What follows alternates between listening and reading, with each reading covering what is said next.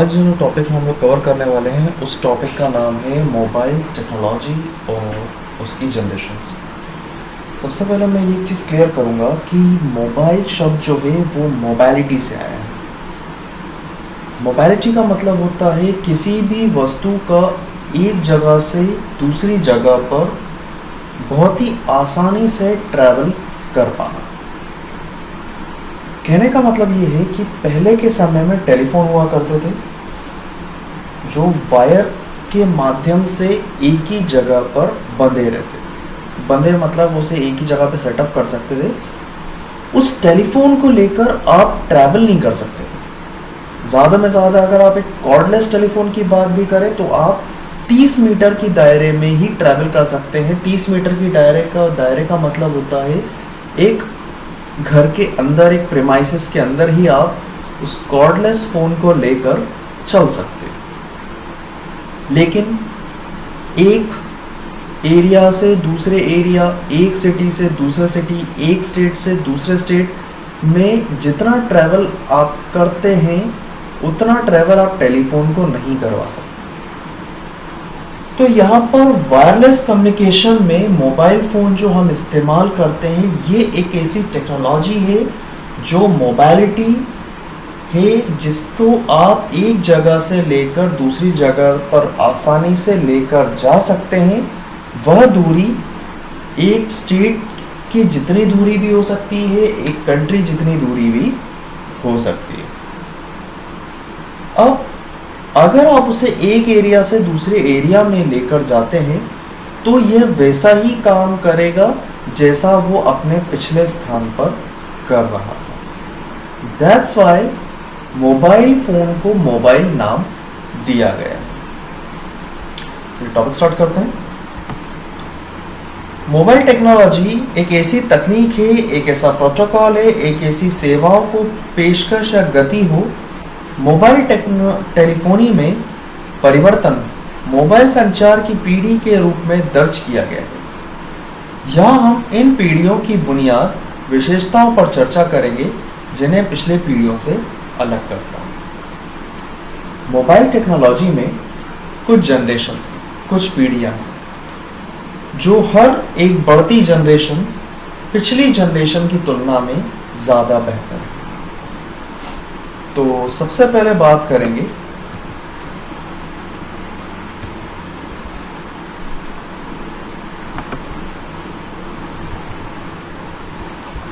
Technology के बारे में। 1G टेक्नोलॉजी मतलब first generation. 1G wireless mobile संचार पहली पीढ़ी को संदर्भित करता है जहां डेटा संचारित करने के लिए एक एनालॉग सिग्नल का उपयोग किया गया था।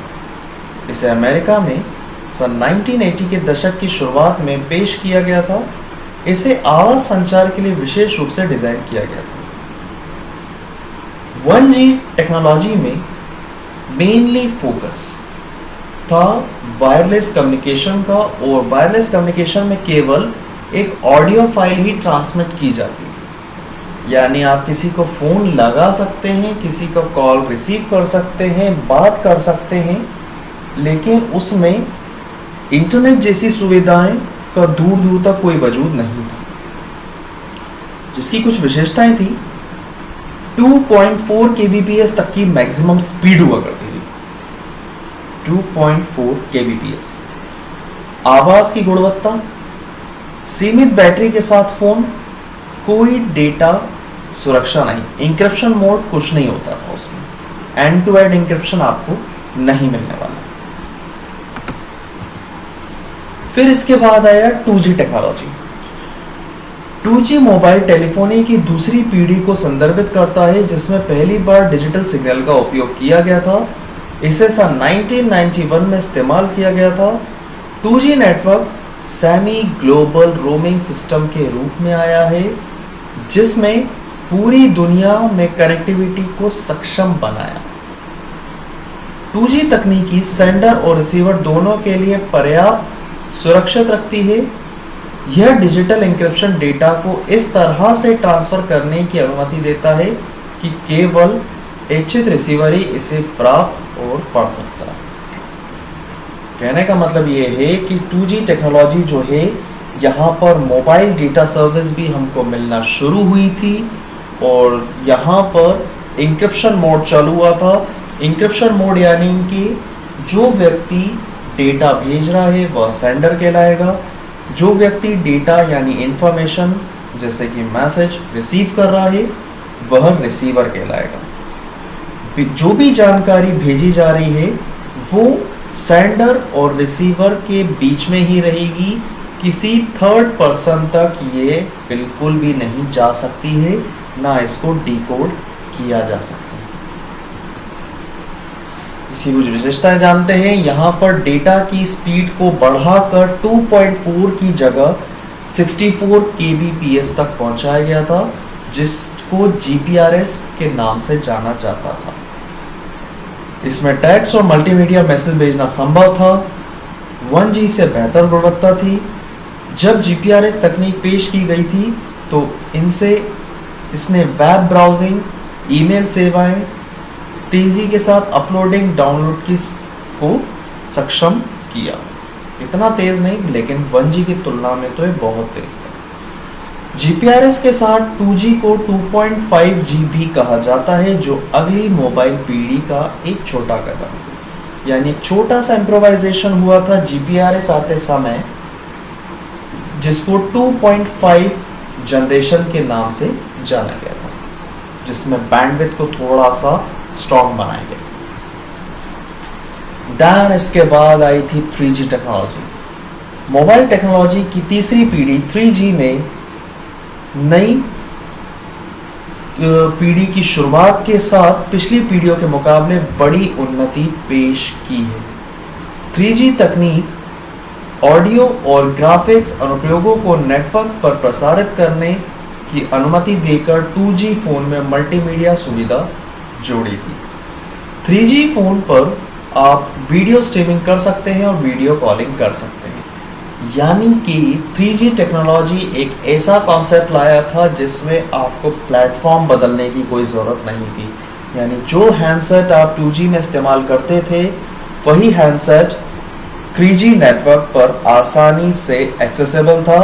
यानी आप उसी हैंडसेट पर अपना 3G नेटवर्क एक्सेस कर सकते थे, जिसमें स्ट्रीमिंग फैसिलिटी हमें प्रोवाइड हुई थी। यानी कि टीवीज, रेडियोस पर ब्रॉडकास्ट होने वाले चैनल्स हम लाइव स्ट्रीमिंग अपने मोबाइल फोन पर भी एक्सेस कर सकते थे, जिसकी स्पीड लाइट एंड फास्ट थी, काफ़ी ज़्यादा तेज थी।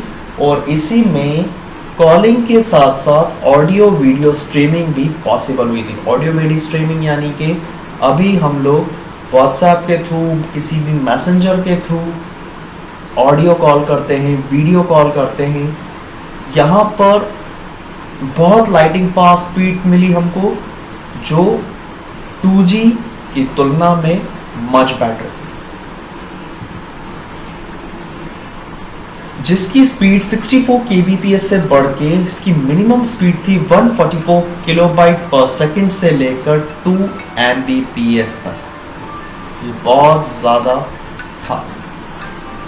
उच्च गति की web browsing, video conferencing, multimedia, email आदि जैसी वेब आधारित एप्लीकेशन का चलना, ऑडियो वीडियो फाइल का तेज और आसान हस्तांतरण, 3D गेमिंग, यानी कि एक इसके अंदर नया पड़ा हुआ है था 3D गेमिंग, यानी ऑनलाइन गेम्स खेलने की सुविधा भी हमको 3G टेक्नोलॉजी में मिलना शुरू हुई।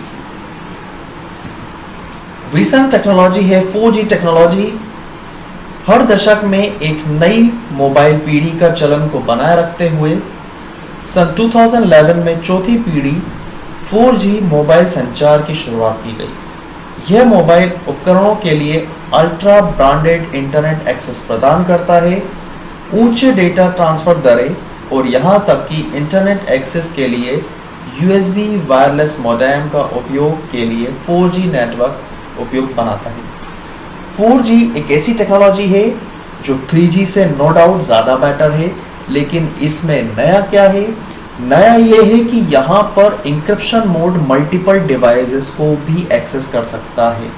यानी कि सेंडर एक हो सकता है, रिसीवर कई सारे हो सकते हैं। अराउंड मैक्सिमम 10 रिसीवर्स हो तो इसके अंदर एक आम बात है। और वो इंफॉर्मेशन उस चैनल के अंदर सभी डिवाइसेस के बीच में सिक्योर्ड रहेगी और इंक्रिप्टेड रहेगी। वह 10 नए यूजर्स कौन से होंगे, ये सेंडर अपनी इच्छा के मुताबिक चुनाव कर सकता है। तीसरा, पहले के समय में मॉडेम जो थे वो वायर मॉडेम हुआ करते थे, जो हमारे घर में ब्रॉडबैंड होता है। लेकिन 4G टेक्नोलॉजी आने के बाद हम अपने मॉडेम को भी वायरलेस बना सकते हैं। तो आज के सेशन में हम लोगों ने बात की मोबाइल टेक्नोलॉजीज के बारे में और टेलीफोनिक जनरेशंस के बारे में।